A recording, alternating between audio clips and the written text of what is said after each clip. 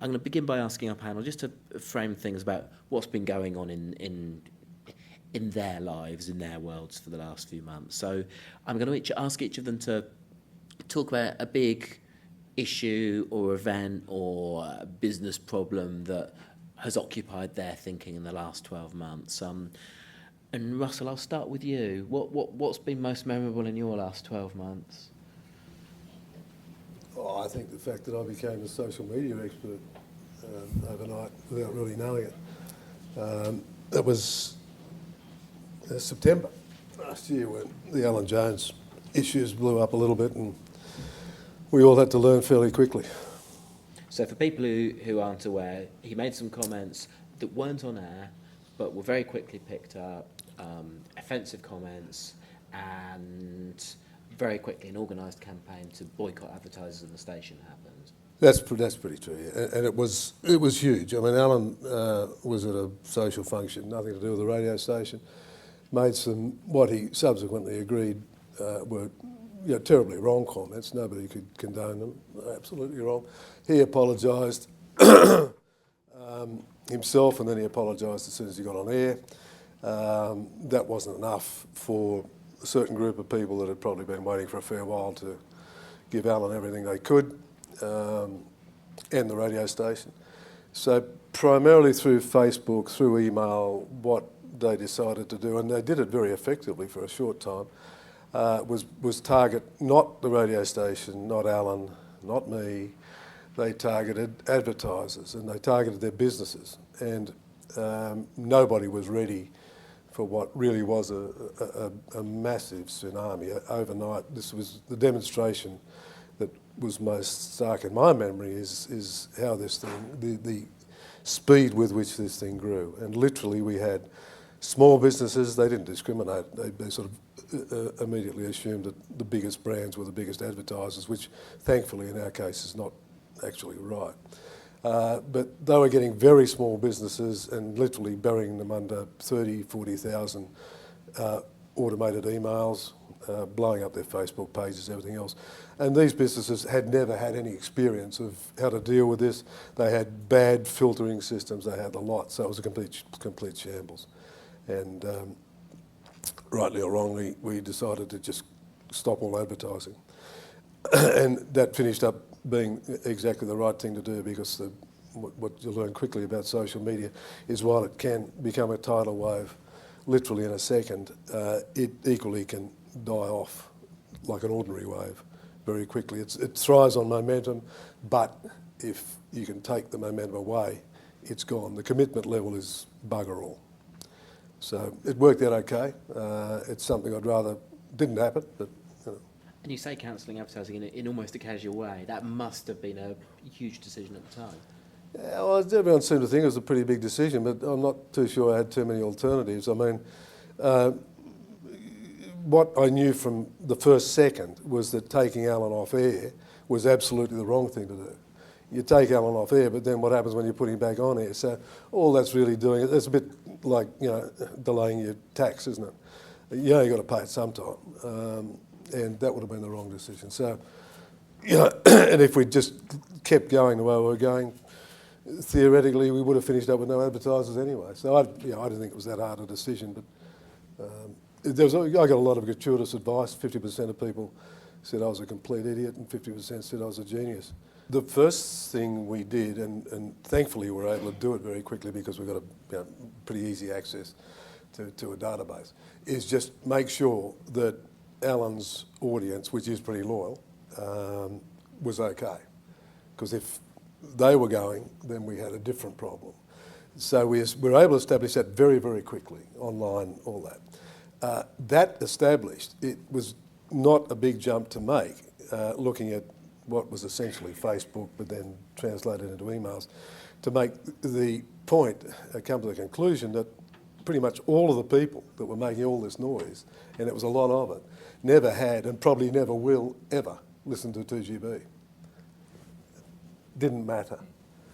They were still the people who were driving the advertisers who chose to talk to the audience of Alan Jones mad. So, they're mostly, bleeding heart left-wingers who probably listened to the ABC when they listened to anything. And didn't have a job. I mean, they had a lot of time to spend on Facebook. But I think that's a critical point. It's not necessarily your audience at all that is doing the damage. Adam, you previously to working at Fairfax, you worked with Southern Cross Austereo, so you maybe not directly, but you've seen at reasonably close hand similar issues for Today FM, etc. Now that you have seen the kind of the case study of how 2GB handled a furore, would it change the way that you would handle something like this next time? Social media has just turned out to be fascinating and powerful, and every instance is different. Clear lessons are act quickly, and decisively. So apart from those, it's hard to judge, a hypothetical. I think we're forever being informed, so I'm not sure how we'll handle the next one. There'll be another one. It's just a matter of time. Darren Hinch maintains his own campaign against us, of course. He didn't agree with being terminated from 3AW. But, apart from that, every different instance will be different, and we'll always learn. Would you, in the same situation next time, I'm interested in what Russell says about would have been the wrong decision taking him off the air. That's something certainly I've seen Southern Cross do in the past, take a presenter off the air. I'm thinking of Kyle Sandilands. Yes. Do you think now with this lesson actually that might be the wrong thing to do? No, I don't think so. I think it was right at the time. Kyle's issue at the time was there was two issues that collided into one. There was the issue where there'd been a 14-year-old on a lie detector test, and then there was a distasteful remark about Magda Szubanski and her weight. And they really collided.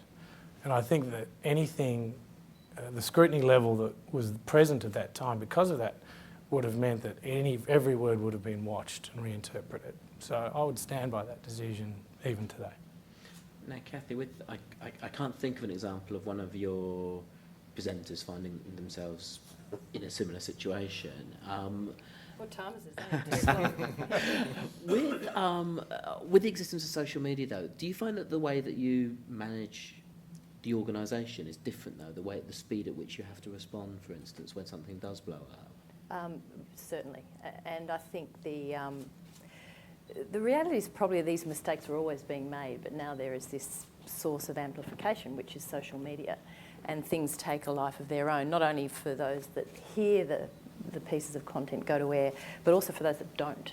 So I know that sometimes broadcasters are frustrated by the fact that some of the people that are complaining or speaking out against the presenters in question never heard the broadcast.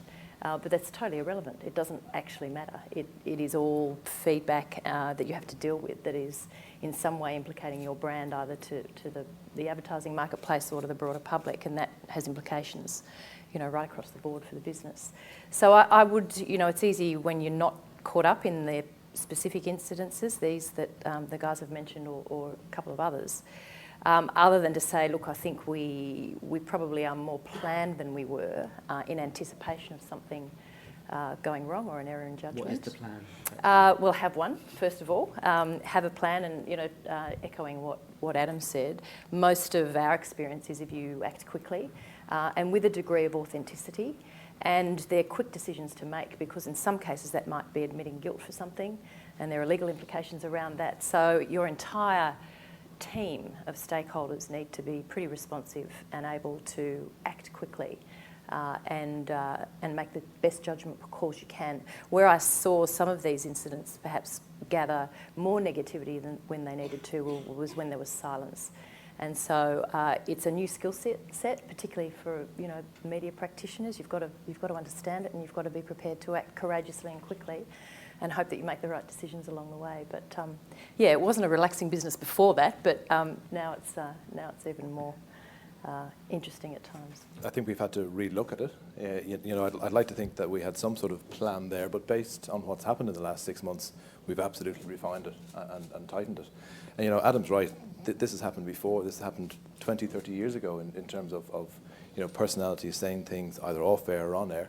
But the existence of social media means today that from the very top and the 4 people here and any other CEO, probably has to take ownership of it and drilling down to the rest of the teams the need for acting fast and being brutally honest in terms of the responses that you give, and not trying to cover up anything.